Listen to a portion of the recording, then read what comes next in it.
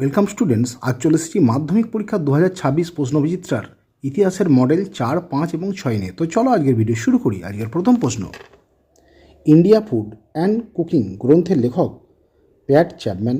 পরের প্রশ্ন, মিলে সবে ভারত সন্তান গ্রন্থটির রচয়িতা সত্যেন্দ্রনাথ ঠাকুর। পরের প্রশ্ন, লালন ফকিরের গান প্রথম কোন পত্রিকায় প্রকাশ পায়? না গ্রাম বার্তা প্রকাশিকা পত্রিকায়।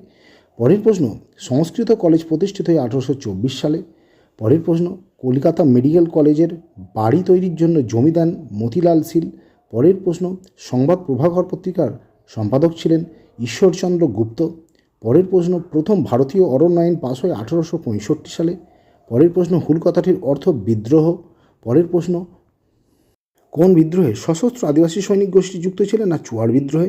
পরের প্রশ্ন, নীল বিদ্রোহের সময় বাংলার প্রথম ফিল্ড জার্নালিস্ট নামে পরিচিতি পান শিশির কুমার ঘোষ।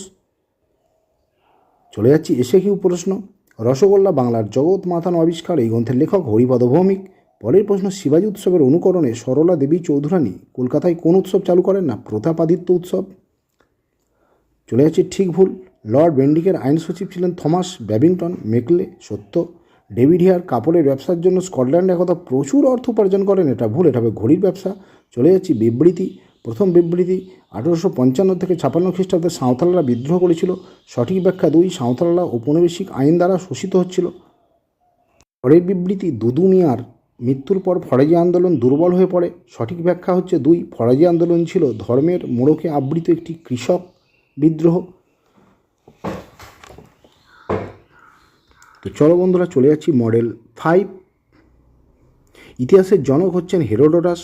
পরের প্রশ্ন, কুচিপুড়ি নৃত্য কোন অঞ্চলের আঞ্চলিক বৈশিষ্ট্যের স্বাতন্ত্র্যের দাবি রাখেন? অন্ধ্রপ্রদেশের। পরের প্রশ্ন, নীলবিদ্রোহ নাটকের ইংরেজি অনুবাদের প্রকাশক ছিলেন রেভারেন্ড জেমস লং। পরের প্রশ্ন, স্কুল বুক সোসাইটি গড়ে তোলেন ডেভিড হিয়ার। পরের প্রশ্ন, 3 আইন লঙ্ঘন করেন কেশবচন্দ্র সেন। পরের প্রশ্ন, স্বামী বিবেকানন্দ রামকৃষ্ণ মিশন প্রতিষ্ঠা করেছিলেন 1897 খ্রিস্টাব্দে। পরের প্রশ্ন, মেদিনীপুরের লক্ষ্মীবাই নামে পরিচিত রানী শিরোমণি। পরের প্রশ্ন, বেত বেগারি প্রথা যুক্ত ছিল মুন্ডা বিদ্রোহে। পরের প্রশ্ন, বাঁশের কেল্লা তৈরি হয় কোথায়? না নারকেলবেরিয়ায় তিতুমির তৈরি করেছিলেন। পরের প্রশ্ন, সুই মুন্ডা ছিলেন কোল বিদ্রোহের একজন নেতা। চলে যাচ্ছি বিভাগ ক্ষয়ে এসএকিউ প্রশ্ন। প্রথম প্রশ্ন, ভারতবর্ষের কোন শহরকে সংস্কৃতির শহর বলা হয়? না কলকাতাকে। পরের প্রশ্ন, কলকাতা বিশ্ববিদ্যালয়ের প্রথম বাঙালি উপাচার্য ছিলেন গুরুদাস বন্দ্যোপাধ্যায়। চলে যাচ্ছি ঠিক ভুল, সঙ্গীত স্থাপত্যের ইতিহাস চর্চার অংশ ঠিক। পরেরটাও, সাঁওতালদের নিষ্কর এলাকাকে দামিনী কুহ বলা হয়, এটাও ঠিক। চলে যাচ্ছি বিবৃতি, প্রথম বিবৃতি রাজা রামমোহন রায় লর্ড আহমস্টকে চিঠি লিখেছিলেন। সঠিক ব্যাখ্যা 2, কি না ভারতে পাশ্চাত্য শিক্ষা বিস্তারের উদ্যোগে হওয়ার আবেদন জানিয়ে। পরের বিবৃতি, সন্ন্যাসী ফকির বিদ্রোহ বাংলায় ব্রিটিশ শাসনকে প্রতিরোধ করতে চেয়েছিলেন। সঠিক ব্যাখ্যা 2, বাংলার সন্ন্যাসী ফকির সম্প্রদায় কোম্পানির শাসনের ফলে তাদের প্রথাগত জীবিকা থেকে বঞ্চিত হয়েছিল। চলে যাচ্ছি মডেল 6।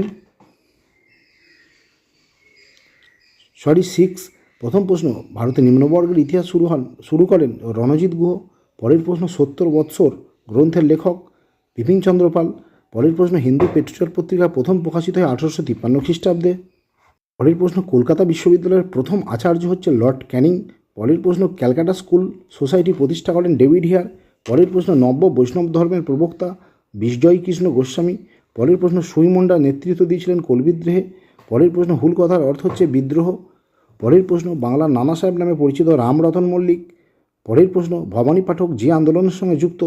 সেটা অবশ্যই সন্ন্যাসী ফকির বিদ্রোহ। চলে যাচ্ছি বিভাগ ক্ষয়ে এসএকিউ প্রশ্নে।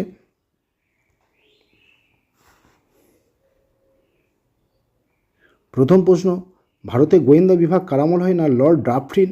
পরের প্রশ্ন, বাগেশ্বরী শিল্প প্রবন্ধাবলী, এটি লেখক হচ্ছেন অবনীন্দ্রনাথ ঠাকুর। চলে যাচ্ছি ঠিক ভুল, গ্রাম বার্তা প্রকাশিকা পত্রিকার সম্পাদক উমেশচন্দ্র দত্ত, এটা ভুল। সঠিক উত্তর হরিনাথ মজুমদার। পরের প্রশ্ন, রামকৃষ্ণ মিশন প্রতিষ্ঠা করেন, এটাও ভুল, এটা হবে বিবেকানন্দ। চলে যাচ্ছি বিবৃতি, প্রথম বিবৃতি, তিতুমির বারাসত বিদ্রোহের নেতৃত্ব দিয়েছিলেন। সঠিক ব্যাখ্যা হচ্ছে 3, তিনি জমিদার মহাজন ও নীলকরদের বিরুদ্ধে আন্দোলন গড়ে তোলেন। তো আজকে শেষ প্রশ্ন, বিবৃতি, ইউরোপের বাজারে নীলের বড় চাহিদা ছিল। সঠিক ব্যাখ্যা হচ্ছে 3, কাপড় রং করার জন্য নীল ব্যবহৃত হতো। তো বন্ধুরা, এই ছিল আজকের গুরুত্বপূর্ণ ভিডিও। পরবর্তী ভিডিও নিয়ে খুব তাড়াতাড়ি তোমাদের সামনে চলে আসছি। ততক্ষণ তোমরা ভালো থেকো, আর যারা নতুন তারা অবশ্যই চ্যানেলটি সাবস্ক্রাইব করো। বাই, সবাই ভালো থেকো, সুস্থ থেকো।